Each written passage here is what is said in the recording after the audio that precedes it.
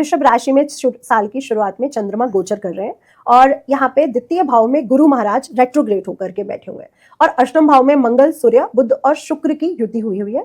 10th house में राहु, यानी बहुत सी चीजें आपको संतुलन बनाना पड़ेगा। 10th हाउस में राहु है, चतुर्थ भाव में केतु है। राहु महत्वाकांक्षाएं बढ़ाता है, केतु चीजों को सिकोड़ता है। बैलेंस की जरूरत है। अगर आप बहुत ज्यादा महत्वाकांक्षी हुए तो केतु अपनी वो कम कर देगा। इसलिए परिवार को संजोना शुरू करो, प्रोफेशन अपने आप आपका बैलेंस हो जाएगा। जहां पे सिकुड़न है वहां पे थोड़ा सा अगर हम ध्यान दे दें तो जहां पे महत्वाकांक्षा वो बैलेंस हो जाएगी। क्योंकि राहु कह रहा है इस समय प्रोफेशन की तरफ जाओ, कुछ बड़ा कर दो, परिवार छोड़ दो। लेकिन केतु क्या चाहता है? परिवार छोड़ो नहीं, सिकुड़ना चाहता है, आपको दूर करना चाहता है। इसलिए परिवार को बैलेंस करो। इस समय प्रोफेशन पे ध्यान तो देना है लेकिन परिवार पर पूरा ध्यान भी देना है। तो दोनों का संतुलन अगर आप रखेंगे, क्योंकि राहु केतु अगर असंतुलित हुए तो गड़बड़ करेंगे, तो संतुलन बरकरार रखें।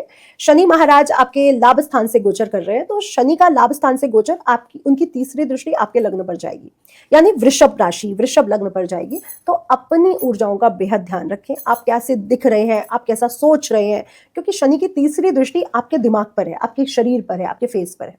तो अपना ध्यान रखना है। ऐसा नहीं करना कि शेव नहीं बनाई या सुबह उठते ही कहीं चले गए। तो आप अपने पूरे ड्रेसअप पे, अपने फेस पर ध्यान रखेंगे, अपनी थॉट ऑफ एनर्जी पे ध्यान रखेंगे कि मुझे पॉजिटिव ही रहना है। थकान है तो महसूस नहीं करनी है, ओवरलोड काम हो रहा है तो महसूस नहीं करना है, क्योंकि काम तो करना ही पड़ेगा। और वृषभ राशि के लिए साल बेहद अच्छा है, लेकिन आपको एफर्टलेस नहीं होना, एफर्ट्स डालते रहने हैं। स्थिर साल है लेकिन अगेन एफर्ट्स डालते जाइए ताकि स्थिरता बरकरार रहे।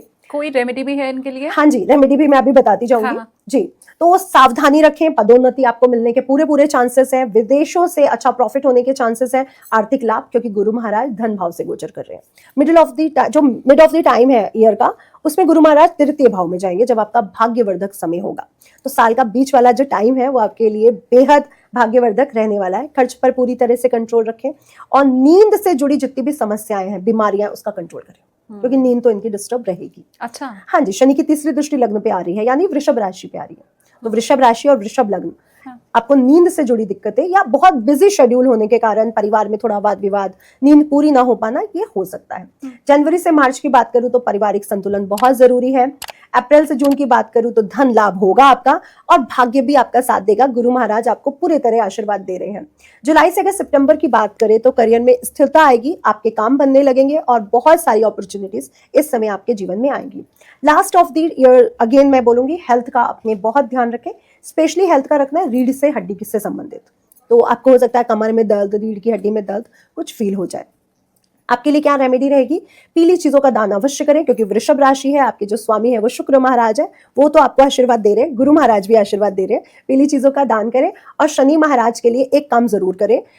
जो आपको करना है वो एमेथिस्ट स्टोन आता है, क्रिस्टल्स आता है, अगर वो अपने पास रख लेते हैं या घोड़े की जो नाल होती है उसको लेकर के अपने मुख्य द्वार पर या अपने बैग में रखते हैं तो भी वो बहुत अच्छा काम करेगी। तो मैं कहूंगी काले घोड़े की नाल अगर आपको मिल जाए तो बेहद शुभ रहेगा, क्योंकि वृषभ लग्न और वृषभ राशि के लिए शनि का बुरा इंपैक्ट नहीं पड़ता।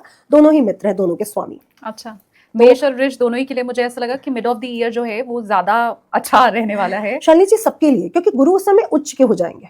हाँ। तो वो सभी के लिए अच्छा परिणाम लेके आएंगे, क्योंकि गुरु है, प्रॉस्पेरिटी के देवता है। तो वो जब शुभ होते हैं तो वो शुभता ही लाएंगे। क्या बात है। हाँ, तो वो मोस्टली सब राशियों के लिए। हाँ। कुछ राशियों के लिए बहुत ज्यादा अबंडेंट लेके आएंगे, वो अलग रहेगा। हाँ, मैं नोट करती चलूंगी कौन कौन सी राशियां